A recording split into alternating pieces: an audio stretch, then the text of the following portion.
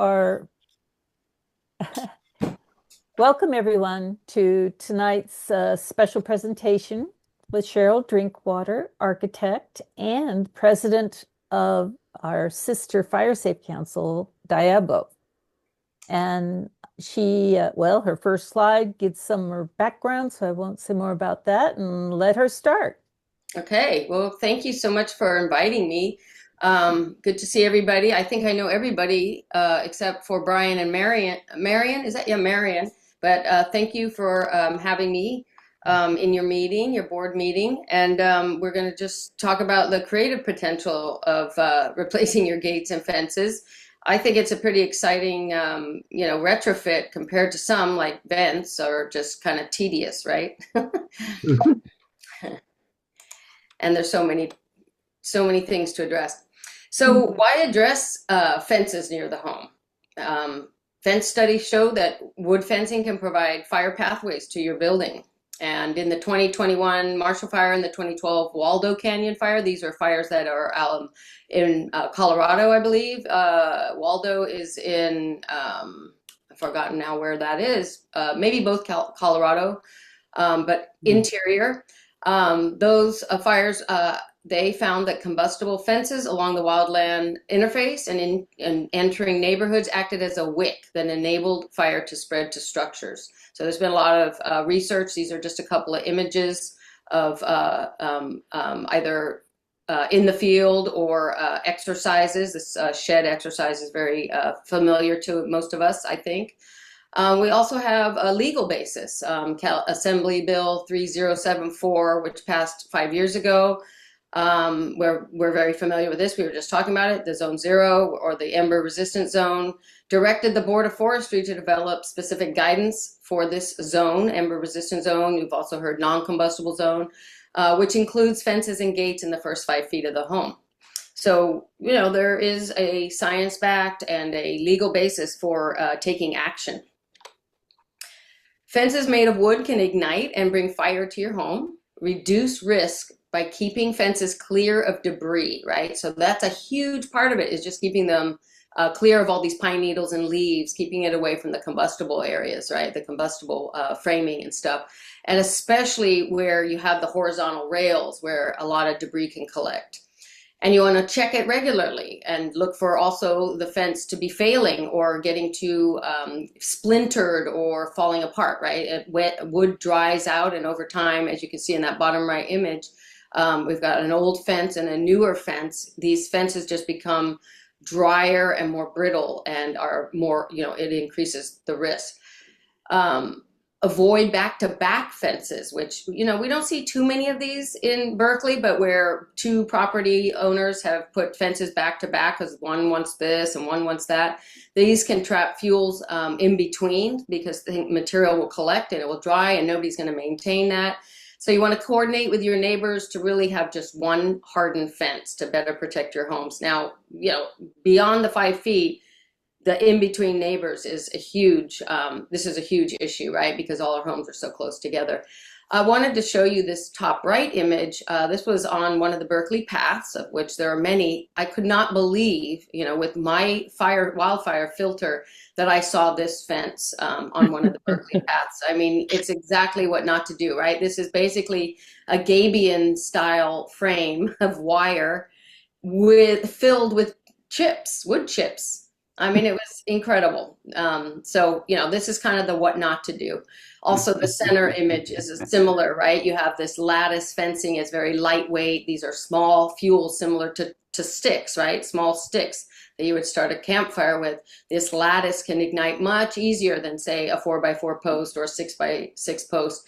And here's this individual. This is a photo from Steve Coral's presentations. That has all this vegetation passing through it. Obviously a deferred maintenance situation. And then, this other one on the left is also kind of like the poster child for combustible versus non-combustible. A lot of these come, older images from presentations that IBHS or Steve Quarles has given over time. The one on the bottom right I took, that was on a property that we did an assessment on. So best practices. retrofit your fence or gate for at least the first 5 feet from the house. So that would be the minimum, right? You could do just where it is connected to your house, perpendicular to your exterior walls. Sometimes you have two conditions like that. This may want to be extended though between your neighbors. If you have a shared fence with dual gates, you may want to address that whole space in between your homes and have kind of a non-combustible barrier. And you're basically disconnecting, right? Use non-combustible material, of course, metal or concrete. We will see a few other examples of non-combustible. And if you're ready to replace your fence, use a non-combustible material. And this obviously is going to be a lot more of a larger project because you're going to have many linear feet. And maybe it can be done partially or where it's closest to structures that might be on your property. If you have an ADU or any other structure, sheds, or your neighbor is nearby. Maybe you're just addressing those higher risk areas. And regularly maintain. I will always keep talking about that. I am a maintenance focused person. This came from my creek days when I was on a creek advocacy group. Maintenance is really, really important for all of us to take care of our assets, right? We have to maintain things. So regularly maintaining the weeds and dead material near your fence will also reduce risk, especially if it's not this concrete fence here from a FireSafe Marin webpage. And regularly clean and repair your fence for the best performance and longevity. There are conditioners for wood fences. If you have a wood fence, you can use like a Thompson water seal, which will help protect it from UV and keep the moisture in, and it will wick the water off of the fence, which will help it to last longer. And so that's something that you could do every few years. And just an FYI, fences are not currently included in the building code, the California Building Code, Chapter 7A, our WUI code. And maybe that it may need to change for our existing buildings and our obviously new buildings. We may need to make changes. And I am going to be going to a policy meeting next month where I'm hoping I can be useful at this, as policy is not kind of my area, but I'm beginning to think this is what it may take for kind of our statewide getting all these existing homes closer to the current building code, right? A more updated and WUI sensitive building code. This area here, we'll see in a minute again about just the first 5 feet non-combustible. And gates, I wanted to address gates and some specific things here. Marilyn, I believe that is your gate. Is that correct? Well, I wanted to make sure I got that in there. It was a nice picture. So install the hinge for a swing gate. This is when it's attached to the side of your home on the opposite side of your home. So do not have the hinges on the house side, but have it on the opposite side. And ideally, you're swinging that gate in the exit direction, your evacuation direction. So when you evacuate, you would leave that gate open. And that's another way to create a disconnect if you do have a wood gate still, or even if you don't, but it creates a disconnect, right? You would have no material to just kind of be a fuse to your home from the edge of your property. This also, I talked about the disconnect, this also makes it safer for firefighters to enter your property. This is something we found doing post-fire assessments in Los Angeles, is that one of the first things the firefighters do when they come to a property, if they feel they have a chance to defend it, is they're like using axes and chainsaws to just take these gates off of homes that were attached to homes. They just go right through and just remove them with their tools as a one way to kind of reduce the risk of fences and gates igniting these homes. So there's a lot of evidence of that, and Yana talks about that a lot in her presentations. And so this is just showing a few examples of that. Fire Adapted Ashland has a lot of great examples. You know, there's more modern corrugated gates would be non-combustible. This wood gate in the top right is a pretty robust members. You know, the more dense the wood or the larger the pieces of wood, it's going to be harder to ignite as long as you're using good practices with maintenance, right? Don't want to have what you see in this image, in fact, is lots of leaves and pine needles. You would want to keep that maintained. The bottom right, again, is from UCANR. That's Yana's department. This gate, or excuse me, this fence is just disconnected from the home. There's no gate. So that is also another option. If you didn't need a gate for some sort of security or a dog or children or something, you could just have a disconnect. And this is a like a 4x4 post with hog wire and the top rail. If this wood was, old and splintering, you would want to start thinking about replacing. But this is a way to reduce risk. Of course, there's also vegetation there, and there's a few things that need to be done. But the concept here is to just disconnect, right, from the house. So a more open design makes it difficult for the windblown embers to accumulate at the bottom of the panels and posts and burn. And so this is what I was talking about before with the framing of your fence. You have these horizontal rails that you're basically nailing all this vertical panel to. This is a very common fence design in wood. And this is also where embers tend to collect. And this is again from IBHS. This is one of their exercises where they're showing the embers collecting at the base. So they have it on a non-combustible surface, but you can see that if you have the right conditions, that you could have ignition. And so how do you make improvements or retrofit your existing fences? This is a brand new fence, but these are things to be mindful about. And so again, just more examples of like the hog wire with these are, in this case, on the top left, you have like these big robust fence posts, more like a 6x6. Those are going to be very tough to ignite, but look at all the debris at the base. That is something, even with the hog wire, this would be something that you would want to address, and not have any vegetation. The vegetation is pulled away in this example, but I mostly wanted to show you that the hog wire is kind of an inexpensive way to retrofit a fence. If you took off all the panels, you could add the wire, right? Things like that. The Berkeley Hills, again, this one's similar to the image that's in my background. I mean, similar location. And this is, again, a custom metal and wire fence. I thought this one was really nice. I mean, some of the vegetation now has grown into it, but it seemed like they were really aware, of using the metal fence there. And then this image again about eaves. I wanted to just say that another important aspect of having a non-combustible first 5 feet is many of us have roof overhangs.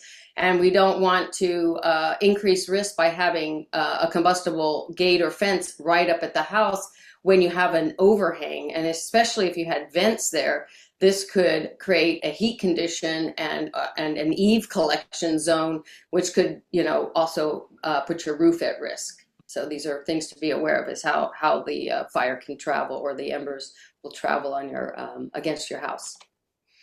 So the less combustible material, the better. I think we've established that. But you do not need to necessarily replace all elements of your fence if they're in good condition. So maybe this is a staged thing or a phased thing, a phased project. So heavier wood elements, we've already talked about that, can minimize risk. They're a lot harder to ignite. And I'm talking, 4x4 pressure treated is pretty good, but like a 6x6, if that was conducive to the style of your house or your landscaping, you could go up to 6x6. That would be a pretty tough post to ignite. And then the fence panels themselves, if your posts are in good shape, you could retrofit to wire, which is what I was showing you in the few previous slides, or the cementitious hardy, like a hardy plank. That's what we're seeing here in that bottom left, which is behind me as well. That could also be retrofitted.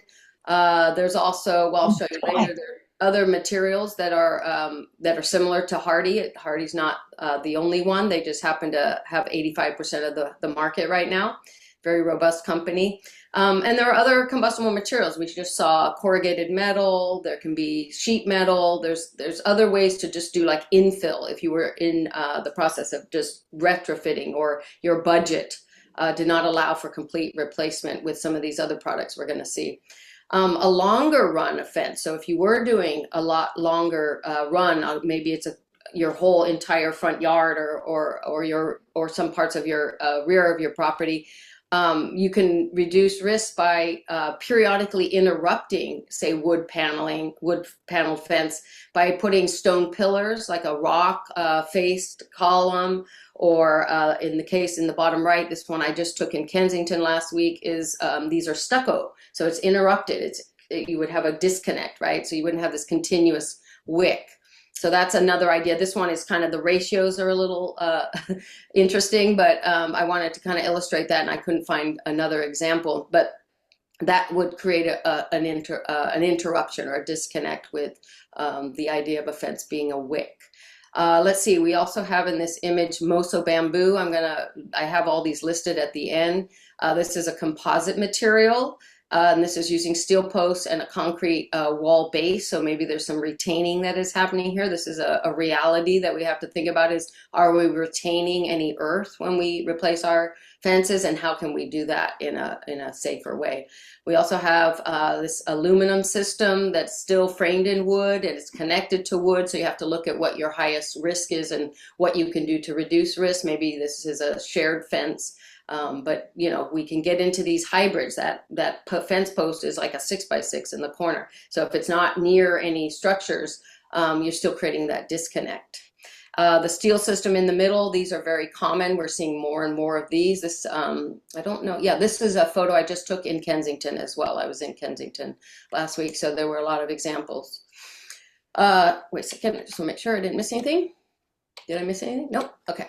And now I'm just going to show you a bunch of pretty pictures, and then we'll look at resources. So I showed you this hog wire and steel frame. This is actually the rusting steel, right? So this is similar to that Core 10 that Brian just saw on the siding retrofit on that house. I'd really like to see that, actually. We have aluminum systems. I tried to find all the manufacturers, but some of them are just kind of random. But this is a really robust aluminum system in the top center. This hardy and wood frame, this is all wood frame underneath, but hardy on the outside. This is fresh off the FireSafe Marin's video series on mitigating your fences. So this is a brand new fence in Marin. And then we have wildfire defense mesh. Is everybody familiar with wildfire defense mesh? The stainless steel. So you have stainless, this is a stainless steel product that comes in 1/8 and 1/16 inch. It is a raw material, if you will. Kazoo Shearman, who I think most of you are familiar with, she's a contractor, a practitioner.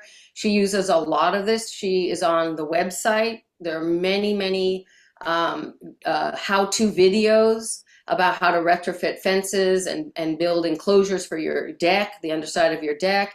And so this is a great raw material that can be used for many different types of home hardening mitigations, including fence retrofit. So the example here is not the best example. It's the only one I could find, but that is a metal system, like a steel system with the metal mesh kind of enclosing it completely.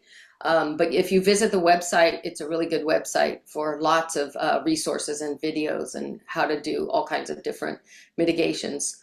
The hardy and steel frame example in the red and white image, that is up on Panoramic Hill. This is a homeowner that is really doing a lot of work, and he thought of the idea of the hardy for his gate, but he has like a steel frame. It may be wood and steel, but steel frame. So I took a quick picture of that a few months ago. And then this is bottom right is another example in Kensington of a homeowner who's really been doing a lot of retrofitting at her home. And this is this hog wire. We have seen this. It's very transparent. It can be very beautiful. I mean, it's very orthogonal, and it can be very customized. And in her case, she had them put into these kind of nice radius panels. And so I didn't get the other one. I couldn't fit it in, but she has a whole line along her garden of this fencing, and then this is the gate. So she has a few gates, but you can see kind of going back in the background. She used this panel. It came out really beautiful. Her house, everything is really nicely done. She's that kind of person. She has spent a lot of time doing it and didn't necessarily use the most expensive material, which I thought was great. That it came out really nice. This on the left is Moz Designs. This was supposed to be my background tonight. I don't know what happened to it. It must be on my other Zoom software. I don't know what happened to it. But anyway, this is something that I just happened to see on somebody else's post, and I just thought it was beautiful. And this is sheet metal basically that has been laser cut and could be very customizable. You could do your house numbers in it if you wanted to, have it cut, or just some sky's the limit really. And it's really just, it's a sheet metal product. It's got a frame. Obviously this one does not have a lot of vertical posts. And Marilyn and I would like you to recognize not to look so much at the vegetation in the first 5 feet. But this is really nicely done. I just think it's a really nice design, and it's kind of sky is the limit, right? There's so many different things, and their website, Moz Design's website, has a lot of different examples. We have pattern form concrete is another one. There are products, a lot of companies. This was at Ember Stomp in Marin in September. There are a lot of companies coming into this market for replacement fencing and gates. And so this is solid and non-combustible, would deflect heat. I don't have really good costs on it though yet. I am kind of curious though. On the right, we have steel privacy fences. They can be solid or they could be quite open, and I really like this one here by Color Bond in the bottom right. I think that's really nice to allow the light to come through. You could have a lot of really beautiful design just in light transmission. Same with the laser cut steel. These are things that we consider when we're, as a designer, is just the light passing through materials, right? It can be very beautiful and part of the design. I've got a lot on this page. I apologize. I was trying to keep the slides down. But, top right is a fence in the Berkeley Hills that Kazoo just built for a client she's done a lot of work at this house. And again, this is hog wire with steel posts in concrete. So very open, no gate, but, looks great with her home design, I think. We also have cinder block. Cinder block is a great product to use for either low walls. It could be solid, like in the top right with this aluminum fence gate, or it's actually a gate, like a driveway gate by Knotwood, but that has cinder block. This is very common material in Los Angeles. You see a lot of cinder block walls between homes and in front yards. Couple other examples of, again, light passing through when you have these more open, what they call breeze block. So a couple examples here in these images of breeze block. One is painted. That could become a maintenance issue, so something to think about carefully. But also, again, back to laser cut steel. Da Vinci Gates is doing these laser cut steel gates that, again, you could design your own pattern or have it be very personal, right? There's lots of things you could do. This is more geometric, but you could do something more natural depending on the style of your home. But I think the breeze block is really pretty because, again, I'm very interested in the pattern of light passage, right? Can be a very beautiful thing as well.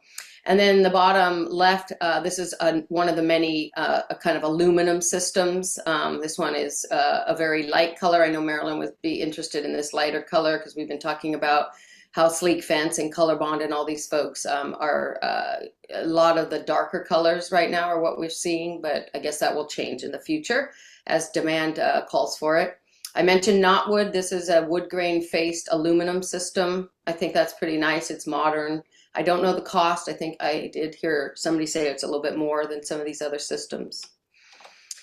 And talking about cost, I tried to sort of cobble together in a very, I haven't specifically priced out things, but it is of course going to depend on the design and the customization. But these are sort of thinking about this in a linear foot. That is how we kind of price things, and I would say it would come out to about $25 to $50 a linear foot for kind of just average cost. But as soon as you get into more customized stuff, the price is gonna go up a linear foot as much as 100 or more, depending on the design. So, something to maybe reserve for gates, and the rest of your fence is more modest, or, just depends. So it depends on the style of your home and your, of course, budget and your slope and many other things. Every project is different.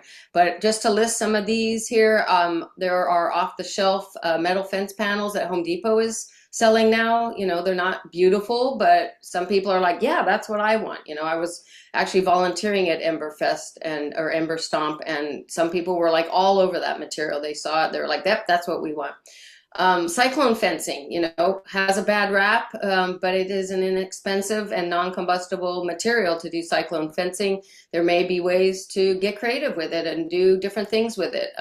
You could paint it, or again, a maintenance issue, but if your budget was very limited, this is another option. You can also, as I was talking about retrofitting, you can make these timber wood frame panels with 6x6 or 4x4 posts, and then put in non-combustible panels using the wire mesh, the hog wire we talked about. That could be very customized. There's also these metal mesh companies. McNichols is one of them out in, I think, Livermore, who does a lot of perforated metal and wire mesh. There's Bushfire, which, sorry, this is an outdated thing. I didn't update that. It's actually Wildfire Defense Mesh now in the US. Bushfire is the Australian version of that company. And then hiring a metal worker. This was something we did a lot in my residential projects in the past, where for a stair example, if we needed a guardrail for a stair, it was cheaper actually to use an iron worker and design a simple either handrail or guardrail than to do it out of wood. So it is, it's still something I think that is very comparable to wood. And again, lots of design potential with doing iron work, because you could really customize. You could work with an iron worker, you could work with an architect or a contractor and design your own gates and fences. And so this would range, the cost would really vary depending on how complex the design was. And then I also mentioned aluminum systems. A lot of the folks on the right side of this slide are working in aluminum systems, selling aluminum systems, installing them, or at least supplying them. And so, they have aluminum systems. Some of them, like Globus Gates, I think also has many other systems. So these are resources to check out. Some are, I don't think any of them are actually in the Bay Area. Of these four at the bottom, but there are people who are working in, who will address this area, our service area. Let's see, aluminum systems I mentioned. Moso bamboo, I showed you a slide earlier. That can be sourced at Truett and White, and that could be fabricated into, you buy the panels, and that could be used as infill or a whole system with steel posts, as I showed in that image. Hardy plank we mentioned. And then another similar to Hardy is a Baral. That is another composite, very wood-like material that is non-combustible, or at least ignition resistant, that uses fly ash. So it has, a slightly different makeup. It's, I've been told it's not as hazardous, like when you work with it and saw it, it is not as, health risk as the Hardy can be. Hardy really has to be, you have to really wear, PE protection. But it also comes in boards, and they also have a huge design family of different designs with the Baral. But all of these will cost a little bit more than, beefy wood, non-pressure treated wood, or a lot of the wire mesh. They're just, they're proprietary products, and a lot of them have done a lot of the testing as well. Always look at the testing if somebody's showing you a product. I mean, unless it's obvious, like concrete or metal, that it's non-combustible. If you're looking at any, like even for decking or siding, if you're looking at anything that claims to be, WUI friendly or WUI approved, ask for the testing, ask for the data, all the information, and ask lots of questions. I will make sure that this PowerPoint is available so you can grab all of those resources, so you can take a look at their websites. They have a lot more examples, including the FireSafe Marin fence webpage. Of course, we all appreciate the work of FireSafe Marin. They have really great resources. I look at them often. And then just the last couple slides, I've mentioned this before, but this is hugely important, is work with your neighbors, especially for your property line fences.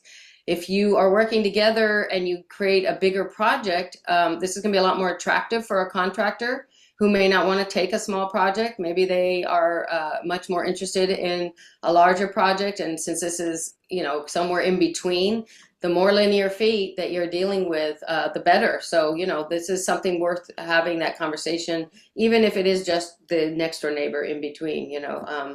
I think this is well worth the time to invest in a project together with your neighbor.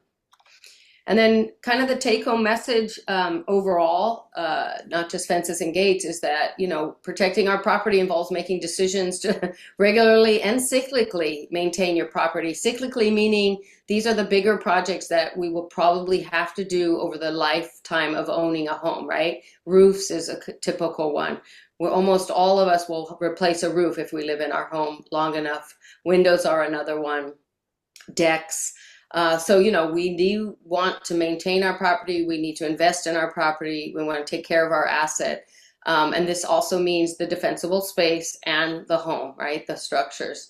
But I wanted to just show you that, this can also be a creative endeavor, and it helps us to enjoy our homes. I just thought this awning was really amazing because, of course, I've already established that I really like when light is passing through materials. I mean, look at that. That is projecting all of these lines onto the house. It's kind of a really pretty one. And they used fairly beefy wood. This was not a design for the WUI. So, I can't fault anybody for the design in detail, but I am familiar with this contractor. So I thought it was a really nice example. And then the gabion wall filled with rocks. This is a really beautiful thing. This can be done in so many different ways. I just thought it almost looked ancient when I drove by it, that this gabion wall, very solid, very, very hardened. And very beautiful, especially with the trees in front and just the whole picture. This again was in Kensington last week when I was there. So that is my take-home message. Oops, continue to share. Okay, just for the moment. There we go. We're done. So yeah, I'll be happy to answer some questions. I see something is happening in the chat there. I just mentioned that they're the Class A. I mean, it's the WUI compatible 4x4 posts that people can get. I wanted to just let people know there is a version that's treated specifically. Okay. I think they described it as Class A. Wow, that would be hard to believe. It's hard to get wood Class A. But if you're talking about not pressure treated, but fire retardant treated wood. No, it's pressure treated. It's pressure treated with specific chemicals to make it low combustibility. I mean, so that's why I said it won't catch fire for 25 minutes.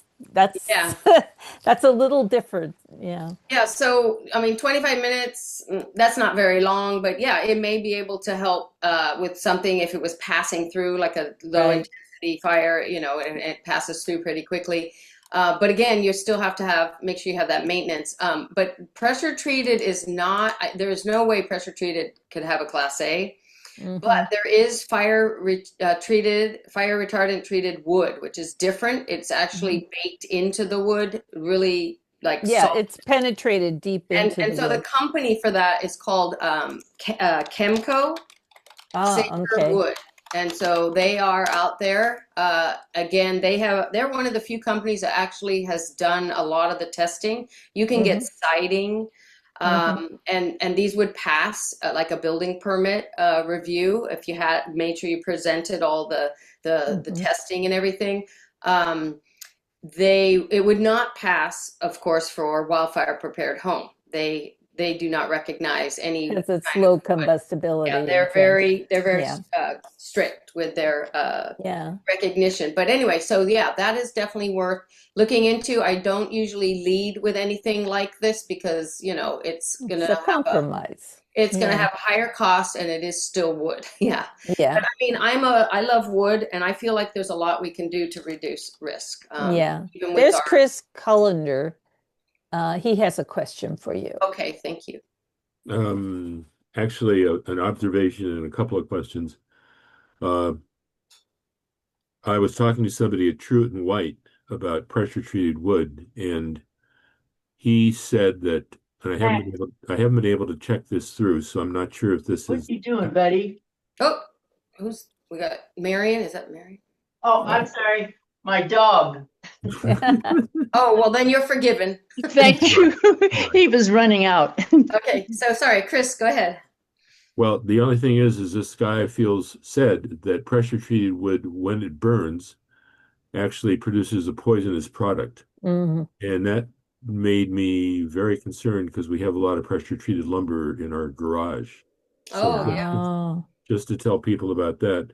Um, so It does wear away as well. It weathers, yeah, and oh yeah, it and, actually and weathers. so yeah, It's not. so but it's get it out of your garage at least, Chris. It's the posts that hold up the garage. So okay, yeah, get them out of there now. No more So garage. Okay. yeah, that's interesting. Okay, go ahead. Has anybody thought about, and I haven't thought this completely through. I usually throw ideas at Cheryl and she says, well, that's an interesting idea, but so could you run metal tubing with holes in it along the top on the join of a metal fence and then blow off the debris with a pressure hose?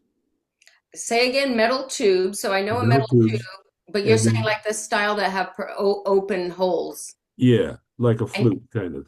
yeah, and are you Um, talking about horizontal or vertical? That was that part. horizontal, Oh, like horizontal as a frame, like a yeah, frame. where the pine needles would get in, for instance. Right. Yeah. Well, so it's interesting you mentioned the pine needles. I'm hearing a lot of people say with their metal gutter covers, the perforated ones, because They there's a go there lot of too. different designs of Yeah. metal gutter covers, that Hmm. the perforated ones are holding a lot of pine needles Yep. vertically Mhm. through the Mhm. holes, and Yep. that it's a huge maintenance issue, which is why I always say, even with a metal gutter cover, you have a maintenance issue. You still have Yeah. to look at them, get eyes on them, make sure everything's intact and that they're not collecting material. So, I mean, yeah, the same problem would happen in a horizontal application of these metal tubes. I would say that these tubes are really designed to be vertical, to like be a frame. But I don't see why you couldn't, find out like what the spans are. How far could you span before you had a post, right? I obviously could do 4 feet, but could you do 6 or 8? And Mhm. and then it sounds to me like you'd have a kind of a maintenance issue, right? And maybe they get topped with something because it I could think be a he's trying to frame. I think he's trying to create a permanent blower system on top of the fence. Is that what you're talking about, Chris? Well, something that would, how should I say it? Oh, you mean You're self-maintaining? yeah, you never are going to get a permanent self-maintaining system. You're going to have to clean it from time to time. But Hmm. this, if you did reasonably high pressure, you could blow off a lot of the needles or the chips or whatever else is getting on there without having to go and sweep the entire fence or something. I'm not sure if it's practicable or not, but it just occurred to me. I also wanted to share, I don't have pictures. I'm sorry, but um the first one comes from somebody in Florida. These are descriptions that people gave me of a water wall, which is big panes of glass with a waterfall between them. Wow. Sounds And again very tricky and a lot of potential for failure. that's true, but he said that it's great because the water flowing through blurs the other side, so you can't see through. Hmm. and that he likes it rather than just to fit. He at first was experimenting with aquariums, and that didn't work out at all. Um, Yeah, these and- are pretty wild ideas, Chris. I mean, for one, in California, we have an energy code with our windows, and so no, windows I through don't these think are I filled don't with think it would. argon glass. I mean, argon Yeah. gas, and Uh-huh. so yeah. But could you create some sort of water wall? Well, that's yeah. These are wild. This is a Well, wild idea. you want wild? Here's the other one. Oh, There's a but guy in yeah. Florida, I think. Yes, right. Hmm. Who is a musician who found out that at some point pianos get old, the holes, And then you get the frames. and he gets the frames, right? So he's mounted two what do you call those? Baby grand pianos, frames on top of The each other. harp. It's called the harp. Is The that what you harp, right? Yeah, meant? the metal Okay. harp. Yeah, I didn't want to confuse people. But anyway, the one frame is facing one way, the other frame is facing the other way, and hinge them so that they open Oh, like that. And and that's a non-combustible fence. it's a Except non-combustible fence, but it was a bear, he said, to get the hinges to work. yeah, that sounds crazy. I mean, you'd need such strong Um, hinges. It's a heavy thing, and yeah, these are really crazy ideas. I mean, we have piano, a grand piano, at our house, and the harp is wood. Oh, So, how interesting. I see Sohaila has her hand up. okay. So, Gila, Thank you. Thank you for the great presentation. Very informative. Um, just a comment and then a question. My comment is I got Da Vinci Gate and it didn't come with a post. So it comes, with a piece of metal that's supposed to, I don't know, attach to the bill. Longest story short, the contractor used the Home Depot ugly post to connect to the building and then use it. So in addition to the gates, even beautiful fancy gates you buy, installation is another issue. that is Was correct. for Yeah. us. So, Da Vinci, you're saying, yeah, just sells those gate panels, but they don't sell. You have to talk to them about. The other side, the post wouldn't go Yeah. into the ground. It was just the same height as the gate. Uh, So it was not a real, stable. Well, I would say, yeah, that is gotta ask a lot of questions. I don't know who installed it for you, but yes, these are the harrowing situations that many homeowners get into is that they don't, there's all these parts, right? And there's all these things to consider. This is where architects are constantly problem solving, and trying to address everything. But yeah, this is a challenge of how do you, get something that's not necessarily off the shelf. It's not a kit. It's just the gate. So, do your research, ask a lot of questions of these companies. And if you can, try to see them in person. Like if you're working, I wanted to show you in that last slide, I mentioned, is it Durabon, Marilyn? Color Bond. Oh, Durabond's the company, but Yeah. they carry Color Bond. Yeah, that carry it, the distributor or whatever, the salespeople. They have a list of people who would be familiar with the product and can find, people who would know, kind of have all these questions answered already. But they are a great person, a salesperson Mhm. from Durabon, to ask a lot of questions of what, is that the gate, is that system, is it installed, how much installed? Does it come with everything, all that kind of stuff, so that, you go into it eyes wide open and so you can budget for it. Well, I think Right. Color Bond And to see examples, local examples. That's what I wanted to say. yeah. I think Da Vinci Gate expected it to be a wall mount or something like that, Sohaila. So not into necessarily a post put into the ground. And I think that's Anyway, where it's it was that, confusing, wasn't it? yeah, I think Yeah. people need to think about installation too. Yeah, no, it's a great question. I mean, a Yeah. great comment. Great comment is, yeah, there's the cost of the material, and then there's the labor of if it's custom built, a design or whatever. Yeah, all these things have to be considered. And then, yeah, if it's a product or something that comes as it, not as is, but as a kit of sorts, that you have to think about the installation cost for sure. And my Yeah. question is about HOA regulations. So we hear from neighbors who live in beautiful neighborhoods that have HOA and they want, same look, same material, everything with Mhm. wood. They want to put metal. HOA is taking a year or longer to respond to them. So we are thinking in the city of Richmond of bringing an ordinance that gives, limited time to HOAs to come up with specific designs. Any resources for them? Obviously, we're going to list Use one. Diablo FireSafe Council as a resource they could contact. But are there other resources, and what is the status of regulations for Zone 0 in this regard?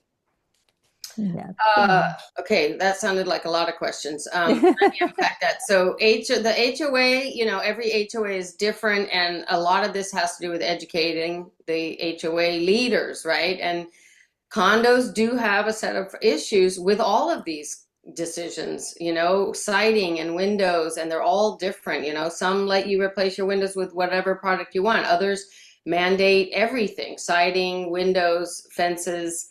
So, there's just so many different ones. And I would say their CC&Rs it's really about educating them, right? And some are really stepping up. I've been talking to more and more HOAs. So that is a challenge of being in a condo association, right? Not a condo, actually. They are single family Oh, residents. single family homes. Okay, But yeah. they So do have HOA.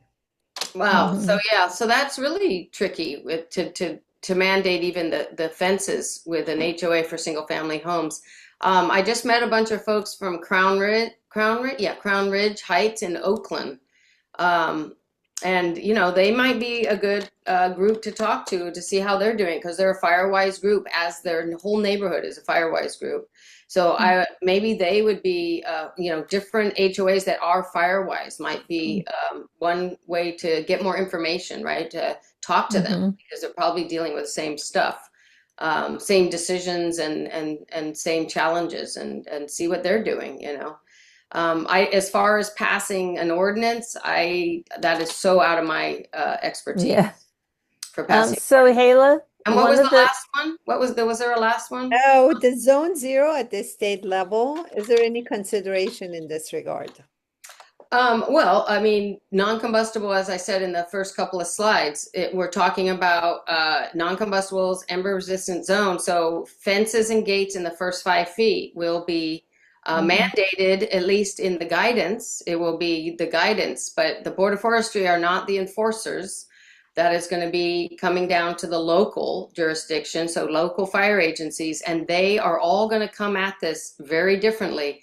As we all know, fire agencies are not into banging down doors and pulling out your plants and your gates, and it's going to be an educational approach first. And so, we want to talk about these things and teach people why, not that it's going to be enforced, but that this is a good idea. And, hopefully you saw that in these slides, right? That we can make these decisions by ourselves. We don't need to be worried about enforcement.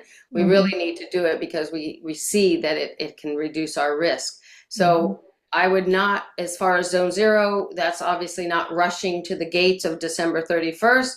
It's probably going to take more time. Then there's going to be, the guidance has to be published, and then there's going to be all these fire agencies trying to pick up the pieces. They're not going to have the capacity to enforce. They're not going to be, doing house-to-house inspections. It's going to take a lot of time for existing homes. Existing homes. New homes, it'll be different. There'll be much better way to regulate, because they have to go through a review, a permit review. Yeah. I have a question, which is, what kinds of fences do you think would serve best as radiant barriers? So I did address that in a slide with the concrete. Like the concrete is obviously cement boards. Okay. The cement board would definitely. I meant the concrete blocks. But yeah, concrete, the pattern form concrete that I showed you that are kind of off the there are manufacturers now making that. And also the steel fence systems or aluminum steel fence systems that are solid, the ones that are more solid. I did see, you and I talked about this briefly, but yeah, I did see some research saying that there wasn't a lot of heat buildup. Yeah, that's right. That's right on the. We had that conversation before. So yeah, I wouldn't get too caught up in that. I would say solid if you absolutely need privacy, and you have issues. And we're not all best friends with our next door neighbors, if you have, or certain windows facing, it's a reality, right? And we're on small lots. But, if you can have a more open design, it actually allows things to pass through and not Yeah. build up. These embers want to build up against things. So if you have a more open design, and it's non-combustible, especially, then you're going to have less risk. Well, I think the concern in our community is that we have houses that are only 9 feet apart. Yeah, exactly. And so having a radiant barrier between them would help, Yeah. not with ember, but with radiant heat transmission. Absolutely. And I don't know if you caught also at the beginning of the slideshow that fences are regulated over a certain feet. 6 feet is what I had in there. 6 feet is typical without a permit. You could do up to 6 foot, and that is actually measured from the lowest point. However, there's, again, no one coming and knocking down on your door and telling you to take that fence down. But you want to be reasonable. I always say, even if you're going to put your own fence in and you're near a neighbor, just talk to them and tell them what you're going to do. We did this for our elderly neighbor next door. I said, look, we're going to replace the fence. We're going to pay for it. I'll tell you what we're going to do. But, this is what we're going to do, basically. I said it in the nicest way possible. And she, of course, was totally fine with it, and we're very considerate. We make sure our vegetation isn't hanging all over her side yard. But as I tell people when I'm doing assessments of people's homes and they have a neighbor that's really close, it's like, this is your partner. Your next door neighbor is your partner. You need to work together for this section between your homes. You want to make sure you don't increase risk, right? You want to reduce risk. So I've got to jump off, but I wanted to say thank you very much, Sheryl. This was very informative. And I forgot one detail about the water wall, which is relevant to what Marilyn was talking about, which is that of all cheap materials, water has the greatest heat capacity. It can absorb a huge amount of heat. And that was one of the reasons this guy built his water wall, apparently, although I'm not sure how he got it passed, how he got a permit to build it. It's pie in the sky to me. I mean, that's why there's so many sprinkler companies. Look at all these house sprinkler companies that are cropping up because they want the water is basically irrigating your house to help prevent. Now, that efficacy is also debated, right? Some are going to work better than others. And there are just so many red flags with those kinds of systems, unless you have like a facilities manager on your property. And so a lot of those properties, the bigger ones, the wineries, places like that, those systems can be really great. But for most of us, we have our neighbors are our partners. We have to reduce risk, and that means getting rid of all the fine fuels that are closest to our home and having these non-combustible, at least in the first 5 feet, for fences and gates. And I would say that would be my closing comments. I've got to go. I'll say. All right, we're all going to go, I think. Well, you said your meeting continues, or? No, well, a few of us might want to talk about a few more things. I just wanted to. Should I stop recording at this point? Yeah. Yes. Goodbye. And we've heard a lot of different challenges with that, with just the zone 0, with people saying, forget about cutting down the trees or the vegetation. We really need to be doing just the home hardening. But it really is about both. So, it's going to take time. And so that's why I try not to get caught up with zone 0 as a law, but more as a concept, right? And all the home hardening retrofits, there's the science. We have so much science behind it. I tell people, I don't make this stuff up, but here it is. Look, I'm going to teach you why, and then you can make those decisions, not because somebody is going to penalize you with a fee, but because you see that it can help reduce risk. We don't want people to lose their life. We don't want people to lose their lives. We don't want people to lose their homes, because then we have a home displacement problem after a disaster. So we want to keep people in their homes. So, even if you came back to a damaged home, that's much better than coming back to a home that's completely, a loss. So this is what we're working on. This is how I try to express it. And I try to talk about the asset and the maintenance. And it's not just all about wildfire. It's about taking care of your home on all levels for all things, including rain and sun. Those are very damaging elements to homes as well. So. Yep. Sheryl, if I may ask quickly, I know we're out of time. Do you have any outline of home hardening things that should be codified for existing homes?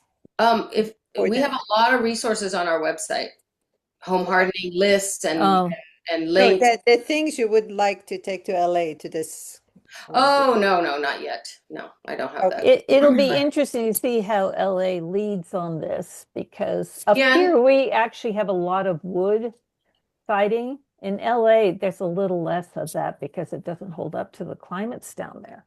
So I'll be intrigued to hear what your and experience I would is. say this is not, I don't, the reason the meeting is in LA does not have to do with the fires. There was a whole list of sites and it just got voted because more people were on the West Coast than other places.